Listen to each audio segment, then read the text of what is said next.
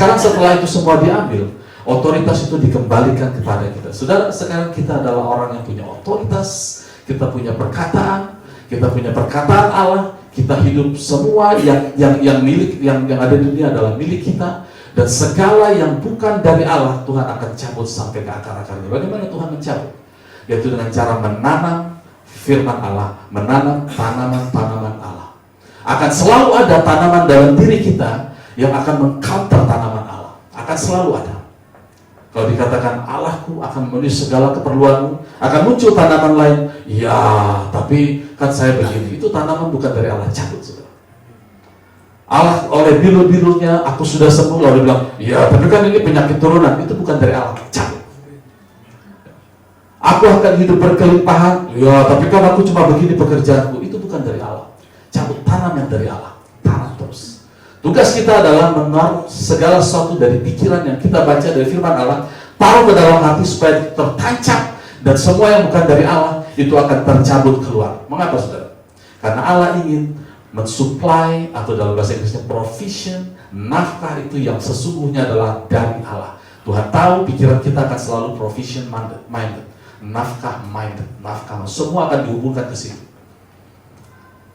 Dan untuk memenuhi nafkah, ada satu komponen yang selalu dipersonifikasi yang namanya uang, itu mamon. Tuhan tidak ingin kita menyembah mamon. Karena kita mengatakan tidak mungkin kita melayani dua tuan. Tuhan ingin kita melayani Dia, dan tanpa mamon kita bisa hidup berkelimpahan. Bahkan mamon harus melayani kita. Ya, itu sudah. Sudah lihat pada waktu perumpamaan mengenai anak-anak yang hilang. Apa yang dia terpikir oleh anak itu adalah dia ingin hidup nyaman, tapi terpisah dari papanya, Ingin hidup nyaman, terpisah dari. Sudah tahu ini Babel. Ini yang disebut roh Babel. Di Kejadian sudah terjadi itu. Waktu manusia, anak-anak Nuh mulai berkelompok, mereka sudah mulai membuat satu tower yang ujungnya menuju langit, dan mereka bisa berkumpul sama-sama. Dari sinilah muncul paham-paham isme itu, misalnya sosialisme artinya kita punya apa, situ punya apa, kita bagi sama rata. Komunisme juga begitu, kita komun bersama. Kamu punya apa, jangan terlalu tinggi, rendahkan. Kamu yang terlalu rendah, naik supaya kita sama-sama. Tidak perlu Allah. Semua yang isme seperti itu, tidak perlu Allah. Yang penting kita bisa sama-sama hidup. Ini yang disebut Babel. Tuhan tidak mau sistem ini, karena Tuhan tahu roh kita sangat tergantung kepada roh. Kalau kita terputus, maka kita akan mati. Nah, itu sebabnya anak yang bungsu ini, anak yang dibilang anak yang durhaka ini, dia mengambil semua yang menjadi bagiannya, lalu dia keluar, dan dia mulai hidup dengan provisi, dengan nafkahnya tanpa Allah. Apa yang terjadi, saudara? Dia menjadi bangkrut sampai akhirnya kita katakan dalam bahasa Inggris, he came to himself. Dia mulai melihat dirinya sendiri. Selama masih ada mamon, dia tidak bisa lihat dirinya siapa. Sama dengan manusia. Selama masih ada mamon, dia tidak tahu siapa dirinya, bahwa dirinya perlu Allah. Waktu mamon itu habis, dia mulai, he came to himself. Bahasa Indonesia diterjemahkan, ia menyadari. Kata menyadari masih belum powerful. He came to himself. Dia lihat dirinya tidak ada apa-apanya. Lalu dia melihat papanya, pelayan di tempat bapaknya, itu hidup berkecukupan, cukup makan. Di sini dia minta makanan babi aja nggak dikasih. Mengapa? Karena yang punya babi kalau ngasih makanan ke dia, babinya nggak makan. Sistem di dunia ini begitu, saudara ya. Kalau ngasih ke sini, demand and supply. Jadi selalu kalau saya kasih ke sini, nanti saya kurang. Kalau makanan babi dikasih, babi kita mati, ini orang hidup. Jadi mendingan babi kita hidup, nanti bisa dijual. Selalu pikirannya jual beli. Sistem di dunia ini, jual beli. Di sistem kerajaan Allah bukan jual beli, supply. Tidak ada demand. Demandnya kurang sekali, permintaannya kurang, supply-nya terlalu banyak. Nah, itu sebabnya si anak bungsu ini, anak yang durhaka ini bilang, waktu dia lihat dirinya, saya kurang, sekarang saya mau kembali ke bapak saya. Pikirannya apa? Nafkah, minded.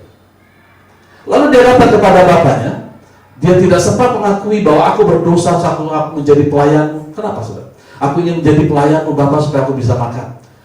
Bapak menutup perkataan, menutup mulutnya dengan perkataan, berikan dia cincin, berikan dia jubah, berikan dia kasut. Mengapa? Karena apa yang didapat di Bapak yang namanya nafkah, itu tidak bisa didapat dengan bekerja. Tidak bisa. Itu semua adalah by grace, anugerah. Setiap kita yang datang kepada Allah, jangan coba-coba berpikir nafkah, karena itu sudah menjadi hak kita. Sekarang yang perlu kita pelajari adalah bagaimana mengambil nafkah dari Allah itu yang tak terbatas, tidak terbatas. Tuhan tahu sudah, pikiran kita ke sana terus, nafkah minded, semua termasuk yang lagi bicara. Dan Tuhan tidak ingin kita dibelenggu oleh pikiran itu. Karena terlalu besar yang Allah bisa berikan dibandingkan sistem dunia yang bisa berikan pada kita. Dan Allah tidak ingin keluarganya disupport oleh sistem dunia ini. Jadi apa yang saudara sekarang sudah punya, baik, pertahankan, ya. Tapi jangan pernah bersandar kepada hal itu. Karena saudara punya sumber yang unlimited, yaitu firman Allah. Dan semua yang terjadi di dunia ini terjadi dari firman Allah, bahan bakunya firman Allah. Ya, oleh sebab itu saudara, jangan layani dua master, dua tuan, tetapi mulailah alihkan pikiran kita, tanam dalam hati kita, dan jauhkan itu yang namanya khawatir. Bagaimana kita menjauhkan khawatir? Sekarang saya mau tanamkan bagaimana menjauhkan khawatir. Matius 6 ayat 24. Kita buka Matius 6 ayat 24. Matius 6 ayatnya yang ke-24. Tak seorang pun mengabdi kepada dua tuan. Ini dia, cikal bakal khawatir adalah ketika uang menjadi sesuatu yang demanding atau sesuatu yang membuat kita mau mengerjakan apa saja. Dulu waktu saya bekerja di Singapura, mengerjakan proyek, saya diajak oleh teman-teman untuk bekerja 2 shift. Jadi saya kerja di perusahaan asing, perusahaan Amerika di Singapura. Kemudian teman-teman bilang, ternyata ada part time, jam 6 mulai sampai jam 10. Itu bisa kerja di Singapura, ada dibuka seperti itu. Lalu beberapa teman mengambil itu. Jadi saya waktu itu agak tergoda juga mau ngambil, jadi kerja di 2 tempat bisa seperti itu. Nanti dari jam 9 sampai jam 5 kerja di perusahaan tempat saya bekerja, lalu nanti jam 6 mulai bekerja di tempat lain. Tapi waktu itu istri saya ikut. Jadi nggak mungkin lah saya seharian kerja, nanti ketemu cuma hari Sabtu. Jadi saya pikir, udahlah, ngapain kan kita nanti malah sakit-sakitan. Nah, teman saya ngambil semua. Dan ternyata mereka yang ngambil itu juga hidupnya tidak terlalu wah-wah amat, saudara. Karena seberapa banyak lah yang kita bisa bekerja, kita banting tulang, mau 3 perusahaan sehari pun, saudara. Ternyata supply kita tuh dari Tuhan jauh lebih dari itu. Unlimited, saudara.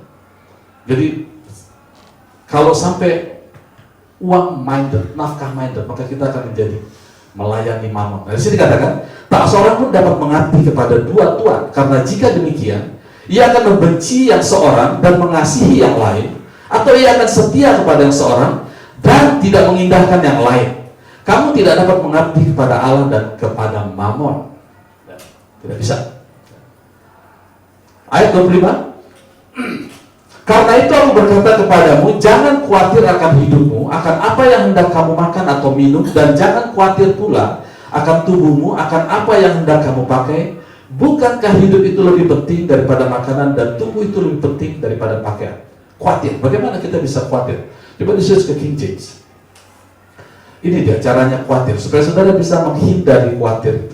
Karena ini dia cara khawatir. Karena itu aku berkata, switch ke King James bisa? Therefore I say unto you, karena itu aku berkata kepadamu, take no thought for your life. Ketika kata take no thought, bahasa Indonesia gini, jangan ambil pikiran. Take no, jangan ambil thought, pikiran. Mengapa? Karena iblis menaruh sesuatu dalam pikiran kita. Jangan terima paket itu. Semua yang ditanam iblis dalam pikiran itu tidak pernah ditanam Allah. Take no thoughts, jangan terima paket. Bagaimana terimanya? Begini caranya. Take no thought for your life, what ye shall eat or what ye shall drink, nor yet for your body, what ye shall put. Loh, kok di sini tidak ada take no thought saying? Take no thought saying itu mungkin ada di ayat lain. Bagaimana cara kita mengambil pikiran yang iblis taruh adalah dengan berkata. Take no thought saying. Coba di ayat selanjutnya. Ayat 26. Mungkin ada di ayat selanjutnya.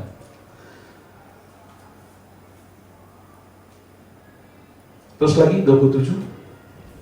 Matius 6 ayat 27.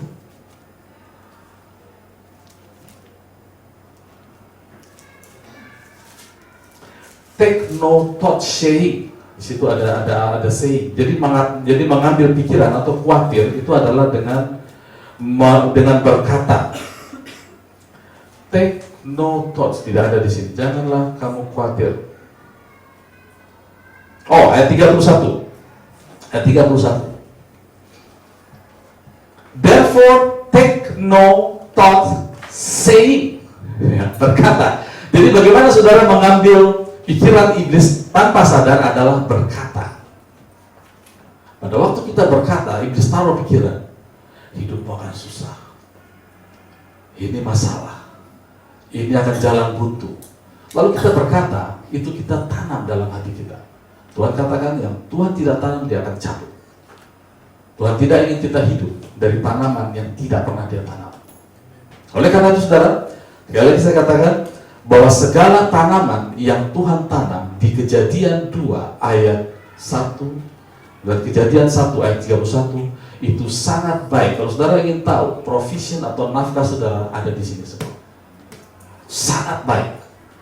Dan segala yang tidak sesuai dengan hal ini itu bukan dari Tuhan, cabut. Karena Tuhan ingin hidup kita berkelimpahan dan kita mengalami segala kebaikan dari Tuhan. Amin. Jangan pemain musik boleh maju ke depan.